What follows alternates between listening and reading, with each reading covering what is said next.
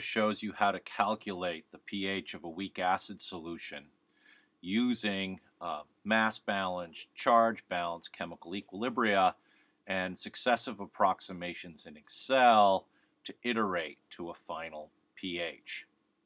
So I'm going to begin by highlighting the relationship that we're going to solve, and that's that the Ka, so this is the acid dissociation constant for a monoprotic weak acid, is going to be equal to H plus squared, total acid concentration minus H plus. So this expression comes from your class notes where we solved for mass balance, charge balance, and we ignored the contribution of hydroxide ion in those calculations. Clearly, this can be reorganized into to define H plus.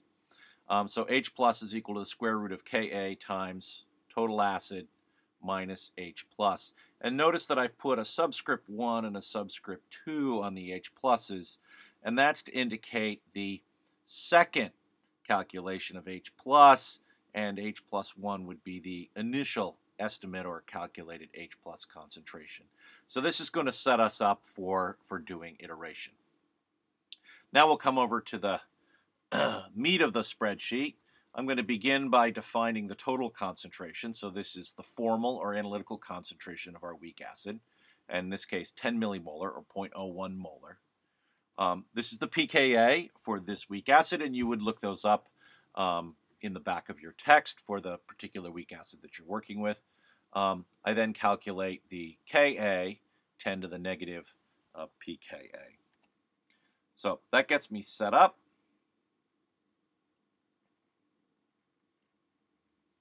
Pause while Excel does something.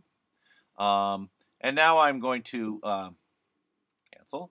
Now I'm going to go into the actual calculation, and I'm going to make an initial assumption that H plus 1 is equal to 0. So you'll see that in this case, square root $8, $8 is the Ka, so that's right here, times $6, the total acid concentration right here, minus D8, which is my initial estimate for H plus. And I'm going to assume that H plus initially is 0, and this gives me an estimate for H plus, which is 4.21 times 10 to the minus 4. So that makes sense. This weak acid has a moderate acid strength. I started with 10 millimolar, and I end up with 0.4 millimolar H plus, and mass balance says that H plus equals A minus. So that's your standard approach that we often take in Gen Chem. It's less than 5%, so we would then use this value to calculate the pH.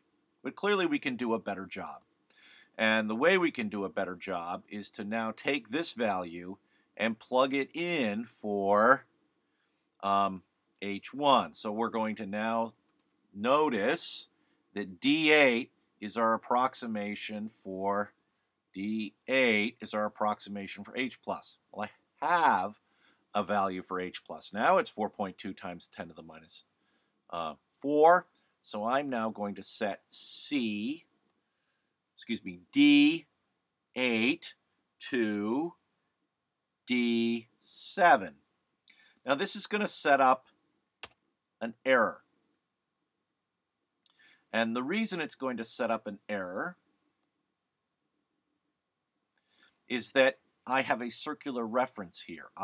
This reference, this cell, reference this cell, reference this cell, and Excel will get upset at us when we do that.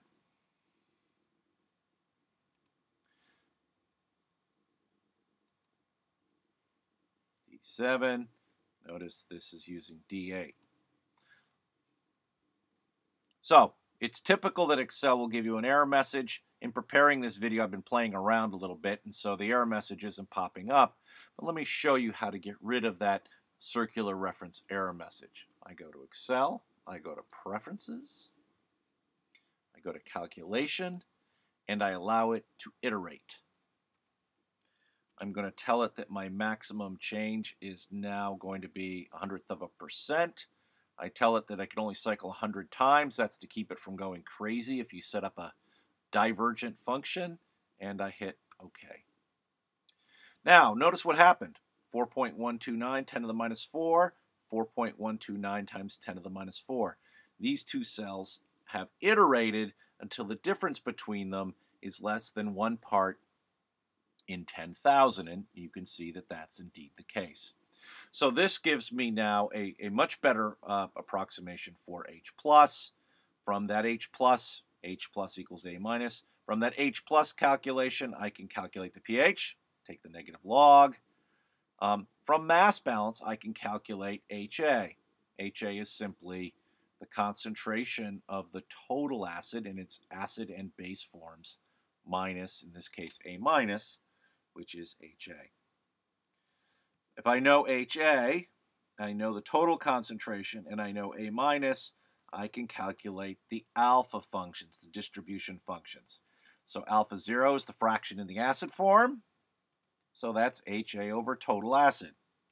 And sure enough, this is a weak acid, so you get 0.959 or 95.9% of this acid is associated. And D7, A minus divided by total, 0.041 or 4.1% of the acid has dissociated to the base. So this is a weak acid, 4% dissociated, 95.9 or 96% associated. If I want to do a little what-ifing, I can change the pKa. Let's change the pKa from 4.75 to 3.75. We're making our acid a little bit stronger. We would expect this alpha 1 to go up. And sure enough, it did. It's now 12% associated, 12.5, 87.5% associated, and the pH is now 2.9. We go the other direction. Let's go to 5.5.